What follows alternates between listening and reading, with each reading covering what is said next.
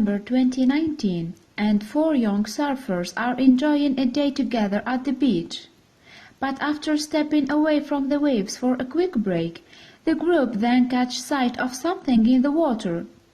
Two swimmers are struggling to keep themselves afloat, leaving the teenagers with a very difficult decision to make. For some people, there are few things more relaxing than spending time out in the sea. Whether they are swimming or surfing, these activities can be incredibly enjoyable if the conditions are just right.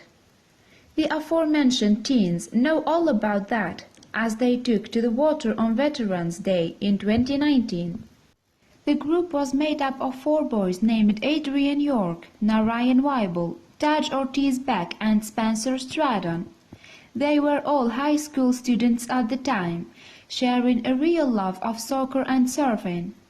Alongside that, Stratton, York and Weibel showed interest in another activity, too, as we are about to discover. York was a qualified lifeguard, while Stratton and Weibel had done some training in the field over the summer. So on that note, they looked to put their skills to the test on that fateful day in November 2019, when they spotted the struggling swimmers. Yet, due to the conditions, the teens had to make a rather terrifying choice. For those of us who like to keep our fitness levels up, swimming can be a worthwhile option. After all, a few laps around a pool can do wonders for our bodies in the long run. But if given a choice, not everyone would opt for a trip to their local baths. There are those who look for an alternative option to an indoor dip. Indeed, some individuals might prefer to travel down to a nearby beach and take a swim in the sea, compared to the controlled environment of a swimming pool. The open water can present more of a challenge, thanks to the ever-changing conditions. Keeping that in mind, though, you also need to be aware of the dangers that come with it. One of the biggest threats to your safety in the ocean comes from something called a rip current. This type of water current causes problems for lifeguards across America throughout the year, as unsuspecting swimmers can get caught in them. From there, they have to be careful as to what they do next. Given the dangers that rip currents pose, the National Ocean Service revealed more about them via its official website. In addition to that, the agency also noted what swimmers should do if they find themselves in the grip of one. As it turns out, you have to stop yourself from doing the obvious thing in that situation. The post read, rip currents are powerful, narrow channels of fast-moving water that are prevalent along the East Gulf and west coasts of the U.S., as well as along the shores of the Great Lakes, moving at speeds of up to 8 feet per second. Rip currents can move faster than an Olympic swimmer. Panicked swimmers often try to counter a rip current by swimming straight back to shore. The post continued, which puts them at risk of drowning because of fatigue. At that point, the National Ocean Service then offered up some advice, while sharing an eye-opening bit of information on the subject as well. The post added, lifeguards rescue tens of thousands of people from rip currents in the U.S. every year, but it is estimated that 100 people are killed by rip currents annually. If you are caught in a rip current, don't fight it. Swim parallel to the shore and swim back to land at an angle. Unfortunately for one family, their patriarch suffered a tragic fate in the water over the summer of 2019. For you see, Fred Pepperman was on holiday with his relatives in Florida during that period. A resident of Tennessee, he and his wife Julie were the proud parents of 4 daughters named Mallory, Catherine, Grace and Olivia. Fred's family eventually traveled to one of the local beaches in Seacrest. The dad then relaxed on the sand alongside his sister-in-law. Meanwhile, his youngest daughter, Grace, took to the sea, and she was soon pulled away by what's known as a riptide. This can be confused with a rip current, but the two aren't the same. The National Ocean Service's website then explained the subtle dissimilarities. While the terms are often confused, rip currents are different than riptides. The post read, "A riptide is a specific type of current associated with the swift movement of tidal water through inlets and the mouths of estuaries, embayments and harbors. Regardless of the distinctions, though, Grace was in real danger. Due to Grace's struggles, her sisters Catherine and Olivia tried to bring her back to shore, only for the riptide to grab them, too. At that stage, Fred realized that something was wrong. He then left his seat on the beach and dived into the water. Despite the risks, the Tennessee resident finally managed to reach his daughters. Fred then dragged the three girls up from below the water and helped put them on a flotation device. However, the father of four had to exert all of his energy to save the trio from tragedy, causing him to lose consciousness. In the end, all four swimmers were brought back to the beach, but he passed away soon after. Following Fred's untimely passing, his wife took to social media. There she shared a heartfelt message with her friends and family. Julie was also in the water while her husband tried to save their daughters, so she got a first-hand look at his bravery. On that note, the mom of four couldn't help but laud his heroic display, despite the devastating outcome. Thank you to everyone for your thoughts and prayers, Julie wrote on Facebook in July 2019 at around 12:30 p.m. on July 14, 2019. Fred Pepperman gave his life to save his family. If it wasn't for his efforts, Grace and Olivia definitely would have been lost, and Catherine and myself probably would have been lost. Julie continued, Fred was amazing, selfless, tireless and committed to making sure we were all out of the water. Once we were safe, he was simply too exhausted to worry about himself. His body was worn out. The mother then shared some more kind words about her partner, before making a heartbreaking revelation. As the Facebook post went on, Julie reiterated that Fred was a selfless individual throughout their time together. She was introduced to her future husband during her teenage years, with their relationship blossoming over the next 3 decades. In fact, they were set to celebrate a landmark occasion a few days after the tragedy. Next Friday, the 26th, would have been our 28th wedding anniversary, Julie explained. Fred was my love and a wonderful father to our children. You did good, Freddie. Our girls are safe. You saved your family. You are a good man. Through and through. We love you and our hearts are breaking.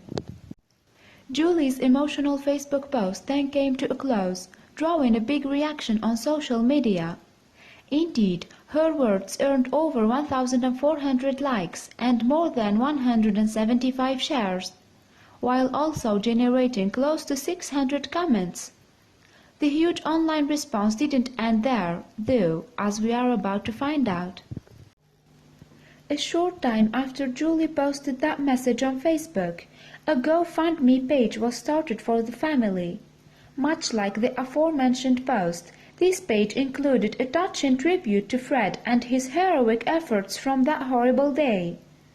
Alongside that, it also explained why the fundraiser had been set up.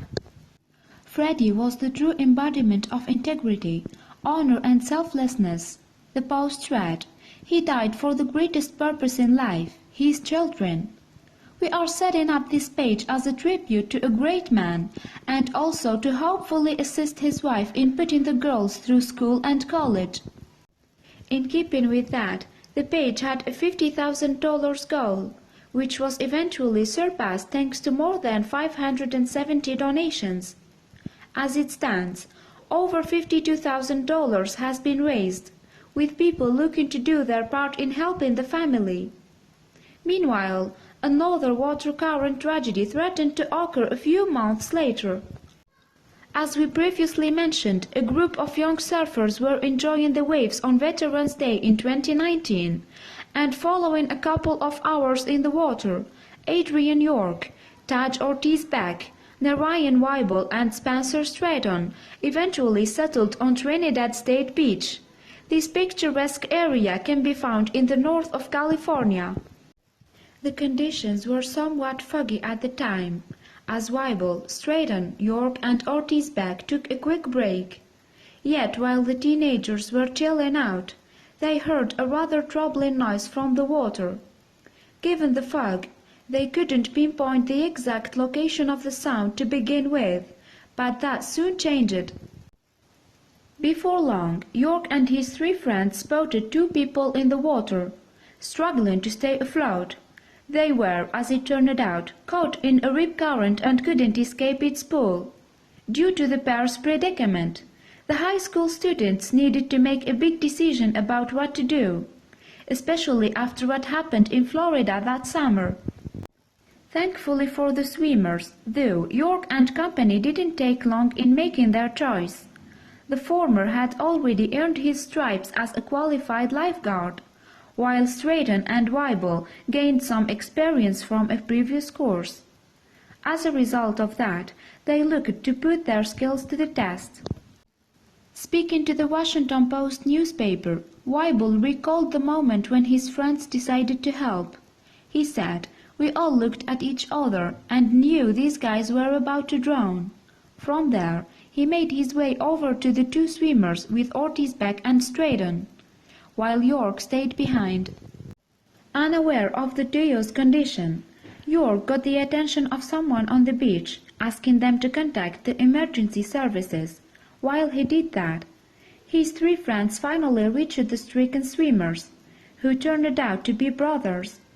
And unlike Ortiz-Beck, Stratton and Weibel, they weren't dressed in wetsuits, which added to the issue.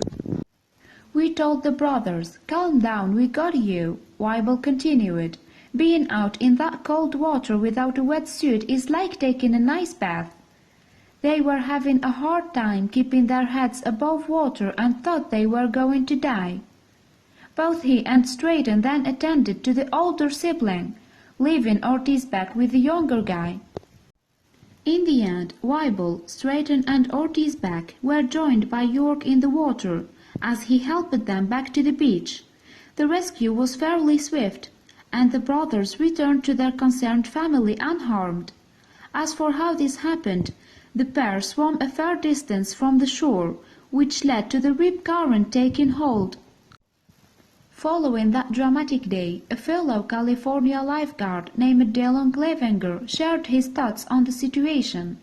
He had formed part of the group that answered the initial call from the beach, and assisted the teenagers once they returned with the stricken swimmers. According to Clevenger, the brothers were incredibly fortunate. The water was a chilly 51 degrees, Clevenger told the Washington Post in November 2019, and because the brothers weren't particularly strong swimmers, they weren't able to stay afloat. "When we get a call like this one, it's usually too late by the time we get there. People can get hypothermia and drown out here in seconds." Clevenger then switched his focus back to the four teenagers who initiated the rescue on Trinidad State Beach.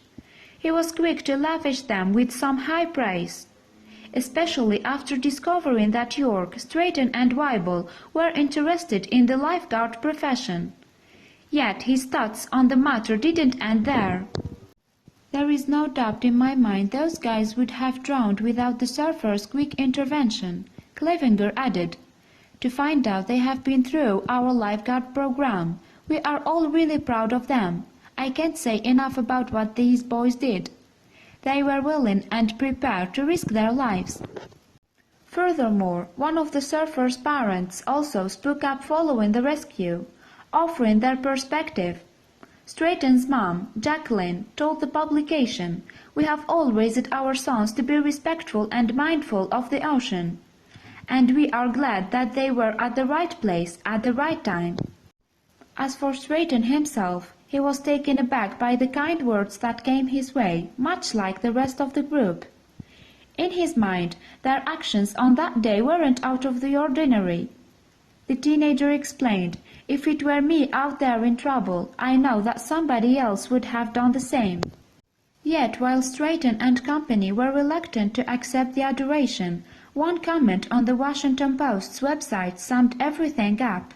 The user wrote, "Way to go, guys. Kudos for your training to know what to do, your cool heads, your love of and respect for the ocean, and your family's good parenting. May good karma follow you always."